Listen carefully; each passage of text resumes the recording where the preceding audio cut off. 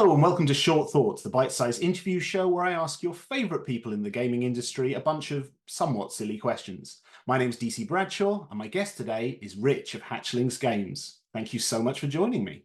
Thank you for having me on. Not a problem. Right, well, let's dive in then. So, for those that don't know you, could you please describe the creative thing or things you do, but only using words of one syllable? Oh, all ages, tabletop. That's not one syllable. No, okay. Let me think about this. All the stuff that's involved with the creation is multiple syllables. Make games for young folks That works. That works. full time. That is a big one because there's not many people who are actually taking that dive and doing it full time. That's about as good as I can do on the spot. That is okay. It's a tough old question, that one. Okay, let's go for something a bit easier and definitely sillier. If you were a pirate captain, what would be the name of your ship? The SS Shark Ribs. Shark ribs. I like it. Is there a story behind it, or did you just have that wonderfully nautical theme? No, because it's so a very, very old D&D character name. Nice. They were a goblin swashbuckler, but they weren't really a seafarer. They were pretending to be one, and all their actions were based on like a series of kind of like comic books that someone had written. So they were kind of like modeling themselves after like a famous pirate captain, and they called themselves Shark Ribs, but their real name was Bon Bon, the goblin. I like it. That would be their ship name, 100%, yeah. Brilliant. Question 3. What's your favorite mindless fun popcorn movie? Doesn't have to be good. You don't have to justify it. I mean, I don't know if it's mindless because I think it's pretty sophisticated, but like I would describe it as a popcorn movie. It's like The Princess Bride. Okay, yeah, I can see where you're coming from there. No, there's some wit to the writing, certainly in the performances. It's very easy to watch, and I even have it in the background sometimes, like I do with music. Now, I think that's definitely a criteria. Something that you can have on in the background and maybe not even eyesight of the screen because you've seen it so many times that you just need to hear it and you know what's going on. In that train of thought, there's kind of films like The Labyrinth and The Dark Crystal. Again, not necessarily popcorn movies, but you can just settle into them, because I've seen them so many times. And I can catch little glimpses of stuff as well that kind of inspires you when you're writing. Oh, absolutely. Dark Crystal Labyrinth and Princess Bride, there's definitely a feel of a genre there. Yeah, kind of like, yeah, quite kind of like the comedic value of them as well, you know. They're quite light-hearted. Mm, I quite like that. I try to get that across with some of my games as well, yeah. like that kind of nostalgic feel, but it's not that easily achieved. It's not, and it's one of those things that you either don't quite hit the mark, or it feels like pastiche or satire or just plain old copying. So it's a tough line to walk. But I think of something really, really popcorn that I like to watch quite often. Have you seen the film Con Air? I have. It's been a long time. Nicolas Cage. That's again, that's just to let it envelop you. I want to say something like 95% of Nicolas Cage's films probably Yeah. in that category. There's the odd one that doesn't. Okay. Bring it back towards a kind of a fantasy vibe then. If you could have a miniature version of a mythological or fantasy creature as a pet, what would it be? Oh, that's a good one. It's so tempting to say dragon because I'm so involved with dragons. So involved with dragons. So many of my games involve them. The company's named after baby dragons. But I don't think I would. I'm reading a book at the moment to my daughter called Impossible Creatures. It's really good. And the main character has a baby griffin. And it's just so adorable, the character in the book, that I kind of got a bit of a Yeah, leaning towards that, a baby griffin. that'd be cute. Because it doesn't speak. It's just like, it nibbles at them. It gets its beak on the characters and it just snuggles up to them with all its feathers. You'd have kind of the budgie quality to it, but also like a cat or a dog. It has got dog behaviors in the book, but it is like really fluffy. No. Like it's got that downy quality instead of like the full-on feathers. So yeah, that would be very cool. I like that. I'll have to check that out. I'll have to check that out. Well, even a baby griffin in that book is like many times the size of a normal animal. So yeah, it's very cool. Okay, I like that answer. As a parent, you probably have an answer to this one straight off the top of your head. What's your favorite swear word or phrase that's not actually swearing? It's really weird. It's not we don't tend to swear in the family, but we say the word nonge in the family, and we say nonge for everything. So you're like a nonge sponge. And I don't know where this term came from, but we use it for everything. nonge this, nonge that. You're a nonge bucket and things like this. Multi-purpose. So it's like an alternate swear word for the kids, and they use it for everything. But there was a really funny story. But my youngest daughter, we had like a meal, and my other daughter's friend was over, and we were eating like McDonald's or something at the table. And then my youngest daughter just came out with this really extreme swear word suddenly, and all the kids would like, crying with laughter because they'd obviously heard this because before, but like it was so unexpected coming out of a 5-year-old. Our little one has, yes, similarly, every so often she'll say something that she's clearly picked up from somewhere, and it's just got to keep a straight face, don't react to it. Yeah. Because if you react to it, she'll realize what she said and then might say it again. They've picked up from somewhere, but I don't, I'm not taking responsibility for that. But yeah, so nonge. There's something very British about it. Yeah, it's a sensory quality to it as well. Absolutely. Yeah. Okay, question 6. If you had to or chose to sing a Disney song at karaoke, what would it be?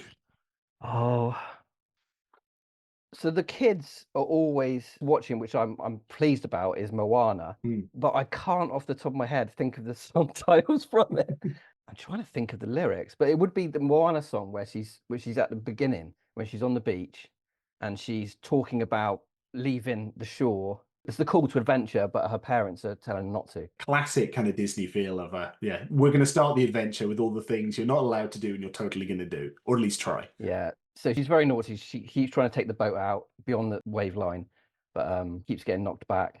But eventually, of course, she makes it. Of course. Otherwise, it'd be a very disappointing film. It would be very short.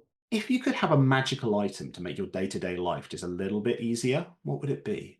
I would love an item to be like, like, I don't know if there's even a spell in like traditional fantasy games, but like a mirror self spell. So some sort of item that projects another copy, like clones you essentially, but even if it's temporary. So I could dream of having a lion like one day. Yes, yeah. I haven't had a lion for 12 years, literally. So if that mirror self could get up, get all the kids to breakfast, all these things, and then maybe you could do some marketing for me for business in the afternoon. I could just sleep and actually make some games. Like I wanted to do in the first place. Just help me with these things. I like it. And I would be eternally grateful. It would be lovely, wouldn't it? It really would, especially the sleep. It is, Yeah. Also, when I have had an opportunity to have a little nap in the afternoon, all the ideas come out of me. So all the really interesting ideas, because I'm like that half sleep state where it's like that lucid kind of dreaming thing. Yeah. And I always get my ideas from my games then. So it's like they can even do me a favor and let me have that little hour in the afternoon. All right. What's a book that you think everyone should read? I think Kafka on the Shore by Haruki Murakami. I think because it explores so many interesting things about being a young person, your sort of like taste in the arts, and it's very philosophical. It's also very surreal. I think it's got everything. That book's got everything you can want. Murakami's books changed my life, really, to be honest. When I was doing my education, my degrees and things, I picked him up and I've never stopped reading all his books. So another writer that's kind of like modeled his career after Murakami is called David Mitchell. He did Cloud Atlas. I don't know if you ever heard of that. I have. I've not actually read or seen because they did adapt it, but I understand it wasn't great. Yeah, but his other book is called Slade House, and it's kind of slightly cosmic horror book, but it's absolutely phenomenal. It's such a good read. It's such a written book. It's very easy to read. And it's really dark, but also comical. I love it so much. It's probably my favorite book ever written, actually. Nice. Okay, I will add that to the list as well. Yeah. Slade House is really good. It's really good. Marvelous. Okay. Question 9. We're nearly there. What's the creative thing you've made or done that you're most proud of? It would be easy to say Inspirals, like in terms of what it actually did, in terms of like sign language teaching. But I think it's Dragon Dowser, which is a much smaller solo RPG. And the reason for that is because it was the first game after those sign language games. It's like a bit like you do an amazing first album as a singer or a musician. Yeah. And it's the second album that's kind of the one that's the crunch. It's kind of like, what happens if I move away from that well-accepted process? So I think Dragon Dowser is my thing I'm most proud of in terms of a game, but I'm also really proud of running the Hatchlings group for so long. So like having this group of teens around the table, which established, this is before I had a business. So running that regular group with like the 9 to 10 teens per week in my local community, that was really cool. Yeah, I can imagine. I mean, I was a teacher back in the day. So absolutely that feeling of when you Yeah. get that experience with kids where they're having a great time, but on top of that, they're learning about themselves, they are exploring narratively or intellectually. When you feel that energy from a group of young people, that's amazing. Yeah, I love the fact that, and you included, that people that are producing stuff that kids can run, the games that young teens can pick up and go, oh, right, I'm going to be able to run this easily out of the box, or just open the page, read a short introduction and go, right, I know what I'm doing. I mean, it's definitely something, an adult, running a game for kids, but that is very different to, as you say, the fact that the kids can pick the thing up and go, we're going to play this game together. Yeah, and it gave me so much confidence. I mean, I came to D&D quite late. I was 21. And then I had a long gap, and then I was in my 30s. I can imagine it giving, young teens or mid-teens so much confidence when they're GMing, where they might not have it elsewhere. And I think that is a big thing. Them knowing that in that group, in that room, whatever, is it a safe space for you to make a fool of yourself, potentially. And that's why I love, whenever I've run Dungeons and Dragons, for instance, in the past with the Hatchlings, all my sessions were comedic. And I know people would frown on that, but like I loved it when it went completely ridiculous. And I had like ogres doing like poetry and things like halfway through a session and stuff, things like that. And Inspirals was designed to be kind of like slightly comedic or slightly very lighthearted, basically. And I wanted that. You can take it to dark places, but it's lovely when it's like very jovial. Those are the stories that they really share about, we had an amazing game the other day. X happened, and and it might be a very cool moment where they did, a Hollywood action scene. But 9 times out of 10, it will be the ludicrous thing that happened that everyone in stitches. 100%. That's the thing they take from it. And on the note of laughter and hilarity, final question: could you please tell us your favorite inoffensive, groan-worthy dad joke? This is terrible. Good. This is a terrible joke. And people probably heard it. Loads of people probably heard it. Would you get with you cross a sheep and a kangaroo? I don't know. A woolly jumper. Hey, there we go. That's a Christmas cracker joke. That is an absolute classic. Love it. Love it. And on that note, thank you so much for your time. If folks have enjoyed these insights into your brain, where can they find you on the internet? Just head to our website mainly. It's www.hatchlingsgames.co.uk. You'll find all our projects on there and a storefront if you want to pick up anything. We deliver to US now. And I'm Hatchling DM on all socials, really. I'm really trying to build the Discord up as well, the Hatchlings Discord. We got like 720 members on there, so I would love for you to head over there. That's about it, really.